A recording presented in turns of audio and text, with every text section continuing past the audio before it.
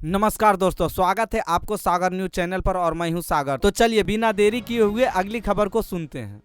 ना जमीन ना घनी आबादी फिर भी बने कई पुल, CAG रिपोर्ट में खुलासा। नीरा उत्पादन में भी गड़बड़ी, राजद के प्रदर्शन पर भड़के सीएम। बिहार विधानसभा मंडल में मंगलवार को डिप्टी सीएम सम्राट चौधरी ने सदन में कैग रिपोर्ट पेश की। कैग रिपोर्ट में बड़ा खुलासा हुआ कि रिपोर्ट में बताया गया है कि बिहार में कई जगह बेवजह पुल बना दिए गए। आबादी और जमीन की कमी के बावजूद पुल बनाए गए। इस निर्माण को करोड़ों रुपये पर खर्च किए हैं। पटना जिला के बाढ़ अनुमंडल में एक तरफ सड़क और पुल दोनों बने, वही दूसरों ओर जमीन थी और ना गांव थे। बाढ़ के घोसवारी प्रखंड के लक्ष्मीपुर गांव में कुम्हारा गांव तक सड़क बनाने के लिए 8.3 करोड़ रुपये खर्चा किए गए। PMGSY के तहत सड़क बनाई गई। वही अगली खबर आ रही है दोस्तों। सुरभि हत्याकांड, पति देवर हॉस्पिटल स्टाफ समेत 5 गिरफ्तार। हॉस्पिटल डायरेक्टर को चैम्बर में घुसकर मारी थी 6 गोलियां। मर्डर से पहले मारपीट की आशंका। एशिया हॉस्पिटल की डायरेक्टर सुरभि राज हत्याकांड में पुलिस ने पति राकेश रोशन, देवर अतुल और 3 हॉस्पिटल स्टाफ को गिरफ्तार किया है। पुलिस जांच की शुरुआत से ही किसी करीबी के शामिल होने की आशंका जता रही है। माना जा रहा है कि पुलिस आज इस मामले का खुलासा कर सकती है। पटना में शनिवार को हॉस्पिटल डायरेक्टर सुरभि राज की उनके चैम्बर में हत्या कर दी गई थी। अपराधियों ने उन्हें 6 गोलियां मारी थी। सुरभि राज का चेहरा सूजा हुआ था। आशंका है कि मर्डर से पहले उनके साथ मारपीट भी की गई थी। सुरभि राज के पिता राजेश सिन्हा ने मर्डर को लेकर पुलिस में शिकायत दर्ज कराई है। पिता ने हॉस्पिटल स्टाफ के शामिल होने का शक जताया है। राकेश रोशन 3 भाई हैं। पुलिस ने बड़े और छोटे को गिरफ्तार किया है। महिला भाई मुन्ना प्रॉपर्टी डीलर है। पति राकेश रोशन 4th ग्रेड कर्मचारी से हॉस्पिटल मालिक बना।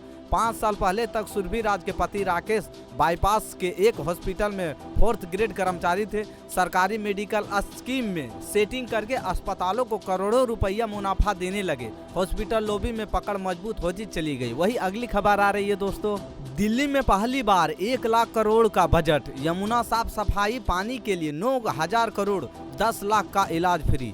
दिल्ली की मुख्यमंत्री रेखा गुप्ता ने मंगलवार को पहली बार 1 लाख करोड़ रुपया बजट पेश किया। महिला समृद्धि योजना के लिए 5100 करोड़ रुपये का प्रावधान किया गया है। इसके जरिए दिल्ली की महिलाओं को हर महीने 2500 रुपये दिए जाएंगे। यमुना और सीवेज की सफाई के लिए 9,000 करोड़ रुपये का बजट है। मुख्यमंत्री रेखा गुप्ता ने आयुष्मान योजना के लिए 21,44,000 करोड़ का बजट रखा है।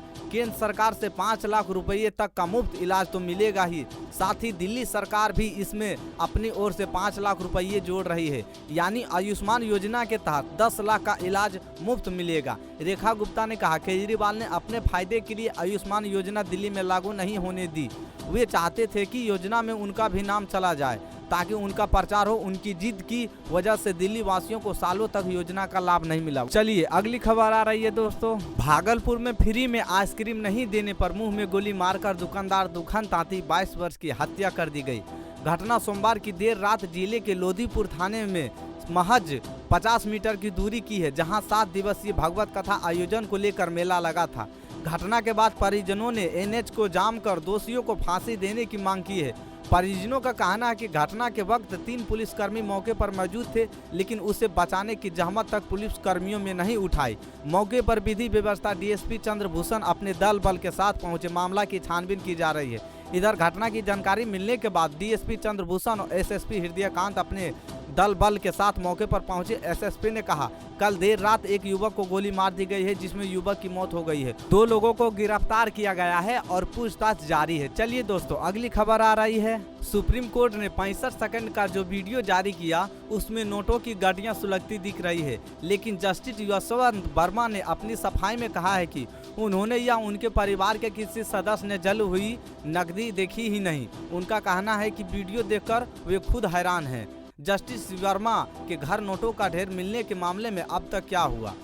14 मार्च यानी होली की रात करीब 11:30 बजे जस्टिस वर्मा ने दिल्ली के स्थित सरकारी बंगले यानी 30 तुगलक क्रेसेंटी कोठी में आग लगी।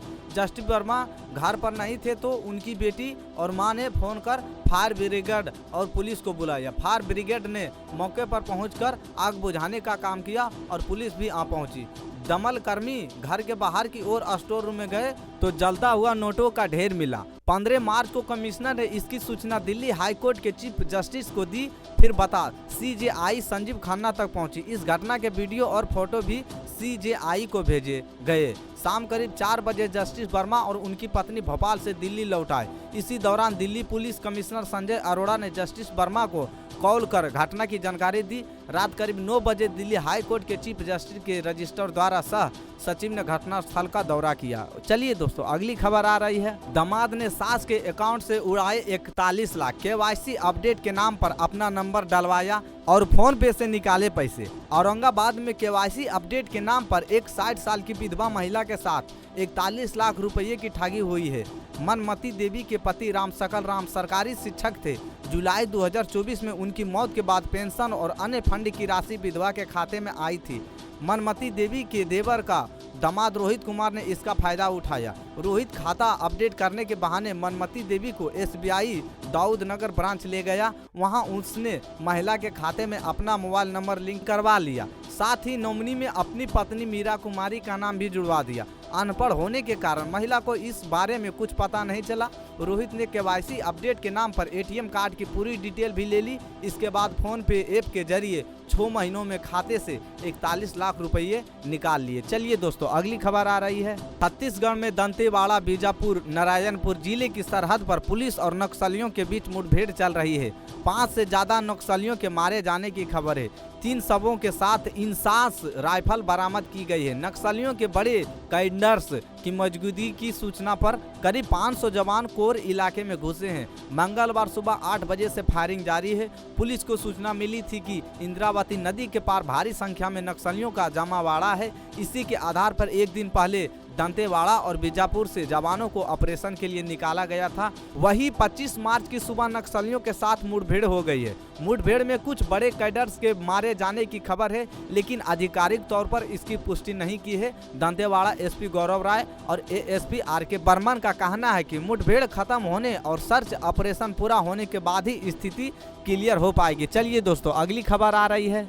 सौरभ मुस्कान की 8 साल की बेटी पीहू साहमी हुई है। टीवी पर मां पापा की तस्वीरें, पुलिस के सवाल और अकेलापन उसे परेशान कर रहा है। वह कभी मम्मी पापा को लेकर सवाल पूछती है तो कभी नाना नानी से नाराज हो जाती। कहती है अब कोई नहीं आएगा, आप झूठे हैं। 3 मार्च को लेकर अब तक पीहू अपने नाना प्रमोद रस्तोगी और नानी कविता के इंदिरा नगर वाले घर पर है। ये दोनों ही उसकी परवरिश कर रहे हैं। 18 मार्च को सौरभ की बॉडी 4 टुकड़ों में से उसके घर के बरामद होने के बाद प्रमोद और कविता के घर में ही सरगर्मी बढ़ गई थी। पुलिस और मीडिया ने ढेरों सवाल पूछे ना चाहते हुए भी पीहू उनका हिस्सा बन गई। नानी कविता ने बताया, आज भी डोर बेल बजने पर पीहू दौड़ पड़ती है कि कहीं मम्मी और पापा तो नहीं आ गए हैं।